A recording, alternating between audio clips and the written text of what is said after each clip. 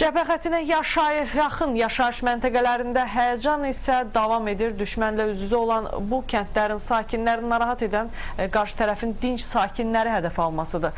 Bir qədər əvvəl Toy mağarının hədəf alındığı Tərtərin Qapanlı kəndindəki bugünkü vəziyyət bölgə müxbirimiz Ramil İbrahimovun reportajında. Cəbhə xəttinin təqribən 300 metrliyində yerləşən Tərtərin Qapanlı kəndi atəşkəs dövründən indiyədək ən çox atəşə məruz qalan yaşayış məntəqələrindəndir.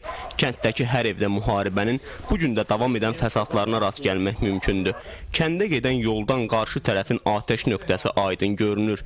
Elə dəfələrlə bu yolla məktəbə gedən şagirdlər erməni silahlı birləşmələrinin atəşinə tuş gəlib. Ən son sentyabrın əvvəlində Toy mağarının atəşə tutulması, aralarında azyaşlı Zəhranın da olduğu 3 nəfər dinc sakinin xəsarət alması ilə nəticələndi. Valideynləri deyir ki, 3 yaşlı qızcığaz indiyə qədər də güllə səsi eşidəndə həyəcan keçirir. Gündüz saatlarında isə kənddə nisbi sakitlikdir. Sakinlər gündəlik məişət qayğıları ilə məşğuldur. Son günlərdə cəbhədə iri çaplı silahlardan atılan mərmi səslərinə baxmayaraq, yaşlı cavan heç kim Qapanlını tərk etmək fikrinə düşmür.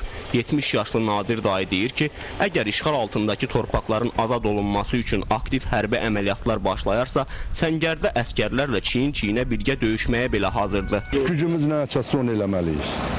Nə gücüm, mənim şəxsən gücüm çatır ki, nəyə onu eləməliyim? Burada nə durmuşam bəs? Torpağı qoy vara gedim. Ölüncək buradayıq. Ömrünün ahıl çağlarını yaşayan Yusif Əliyev də həmkəndliləri kimi işğal altındakı torpaqların müharibə yolu ilə azad olunacağının mümkünlüyünü deyir. Deməli, mən hər evdə də deyirəm ki, belə gizli hərrənməkdənsə hamımız silahlanmalıyıq, ermənini basıb aparıb yerinə qoymalıyıq.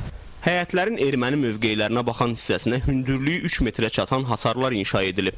Əkin və otlaq sahələrini nisbətən torpaq sədlər qoruyur. Buna baxmayaraq hər həyətdə qarşı tərəfin atdığı iri çaplı güllələrə rast gəlmək mümkündür. Kənd sakinləri isə daşdan inşa edilmiş divarlardan çox onları qoruyan Azərbaycan ordusuna güvənir. Gün aşırı, 2 gün dalbadal, orada olanda burada olmur, burada olanda orada olmur, elə hər tərəfə atırlar. Elə o vayen yarxeyin olmuş o da, ona görə top tapatan da, onlar arxayındır ki, buradadır saldatlarımız, heç nə olmaz. Kənddə olduğumuz müddətdə atəş səsləri eşidilməsə də, evlərin divarlarındakı güllə izlərindən və sakinlərlə apardığımız söhbətlərdən də məlum olur ki, Qapanlıda müharibə hələ dayanmayıb.